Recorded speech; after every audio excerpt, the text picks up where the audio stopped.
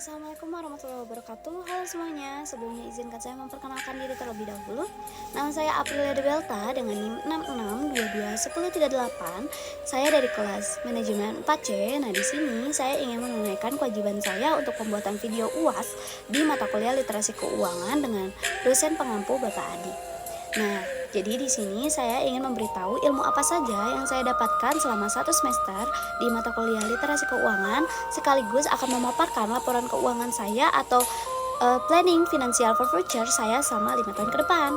Nah, jadi yang pertama, di sini kita belajar mengenai penganggaran, membuat dan mengelola anggaran untuk memastikan pengeluaran yang kita hasilkan tidak melebihi pendapatan.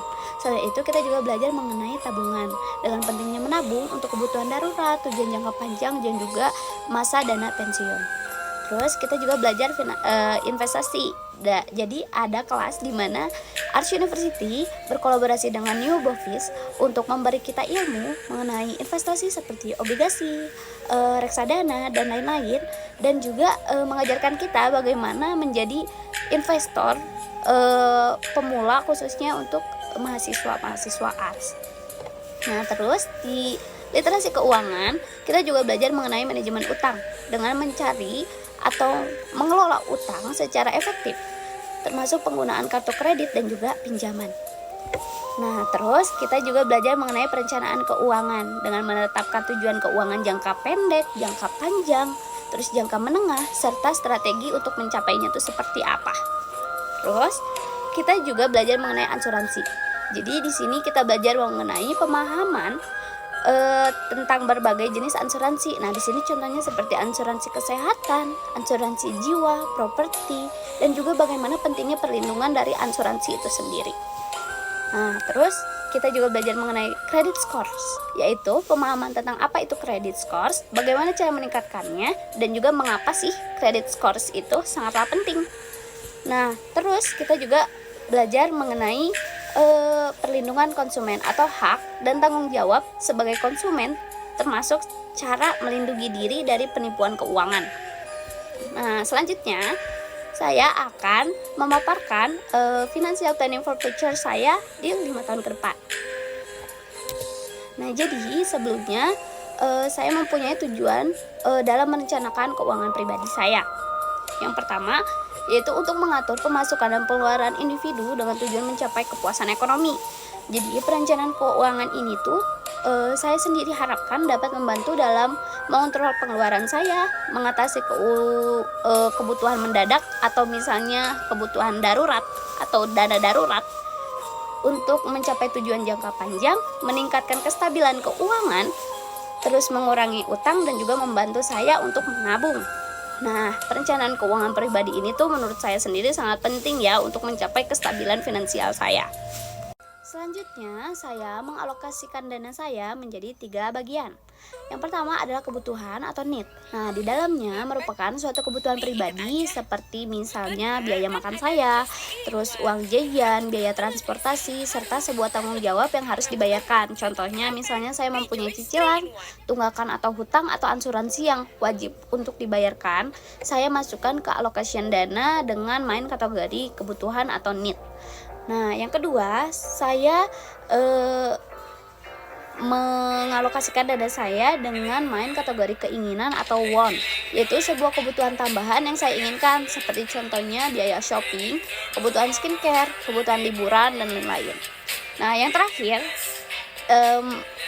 saya mengalokasikan dana saya dengan main kategori saving atau menabung, dengan menyisihkan dana sekitaran 5-20% untuk menyimpan dana darurat, menabung, atau berinvestasi. Nah, jadi di sini teman-teman ada financial planning for future atau laporan keuangan saya di 5 tahun ke depan. Nah, di 2025 sampai 2026 itu posisinya saya masih merupakan mahasiswi. Otomatis pendapatan saya itu masih dapat dari orang tua saya. Nah, akumulasi uang jajan saya itu per bulan sekitar 2 juta sampai 2.500.000. Jadi di sini di pendapatan saya cantumkan 2.500.000 dengan target nominal per tahunnya itu di 30 juta. Nah, tujuan keuangannya saya bagi menjadi 3, yaitu kebutuhan hidup, shopping atau liburan, dan dana darurat atau menabung. Nah, di main kategori need itu ada kebutuhan hidup, saya ada di 50% dengan allocation dana di 15 juta. Shopping atau liburan ada di 30 juta dengan main allocation di 9 juta rupiah. Dan dana darurat dan menabung ini nggak lupa saya sisihkan dari pendapatan saya per bulan 20% untuk biaya kebutuhan darurat saya ataupun menabung. Nah, di sini tabungannya berupa penyimpanan dana di bank ya teman-teman, atau platform tabungan digital. Nah, di 2025 dan 2026 ini saya temakan sebagai fase pengelola keuangan. Di 2027 dan 2028 ini saya sudah masuknya dalam posisi kerja ya. Nah, di sini saya ambil sebagai karyawan dengan gaji UMR di 4 juta sampai 4.500.000 dengan target nominal per tahunnya itu di 54 juta. Nah, tujuan keuangannya saya bagi lagi menjadi 4, yaitu kebutuhan hidup di 50%, kebutuhan shopping atau liburan di 20%, menabung di 20%, dan karena saya sudah mempunyai pekerjaan dan juga keuangan saya sendiri, jadi saya mencoba untuk berinvestasi di 10% per bulannya. Nah, di sini dengan main kategori need itu saya mengalokasikan dana di 27 juta. Ini udah biaya makan, transportasi, uang jajan dan lain-lain.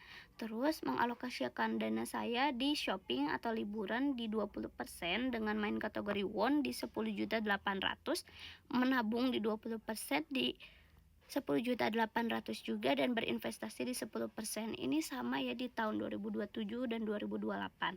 Saya temakan di pengelolaan keuangan dan mulai berinvestasi. Nah, di 2029 ini kita udah mulai mau menikmati hasil dengan mewujudkan kebutuhan sekunder kita. Nah, di sini contohnya di sini aku 5 tahun ke depan itu pengen punya mobil atau kendaraan aku sendiri. Di sini aku berbentuk cicilan ya teman-teman. Jadi aku ngalokasiin dananya itu di main kategori need karena ada biaya tanggung jawab atau kewajiban yang harus saya bayar per bulannya. Jadi kebutuhan hidup saya menjadi 75% dengan kebutuhan hidup di 27 juta dan juga cicilan mobil di 36 juta. Nah, di sini saya ambil per bulannya itu cicilan mobil di 3 juta. Berarti kalau dikali 12 bulan itu ada di 36 juta rupiah. Biaya shopping dan liburan saya turunkan dari 20% jadi 10%. Kenapa? Karena saya mempunyai tanggung jawab dan kewajiban yang harus saya bayarkan. Jadi saya menurunkan budget untuk bersenang-senang saya, tapi tetap saya cantumkan biaya untuk kebutuhan saya seperti skincare dan lain-lain. Nah, nggak lupa juga walaupun ada kewajiban yang harus dibayarkan, saya juga tetap menyisihkan dana untuk menabung dan juga berinvestasi. Di sini untuk menabung saya sisihkan 10% dari pendapatan saya per bulannya dengan main kategori saving di 8.400.000 dan juga berinvestasi di 5% per bulan dengan main kategori saving juga di 4.200.000. Jadi di sini untuk berinvestasi saya menyisihkan sekitar 350.000 per bulan untuk berinvestasi. Nah, investasi di sini tuh contohnya kayak obligasi atau mungkin reksadana. Jadi itu tadi merupakan perencanaan laporan keuangan aku di 5 tahun ke depan atau planning financial for future-nya aku. Segitu aja, terima kasih. Wassalamualaikum warahmatullahi wabarakatuh.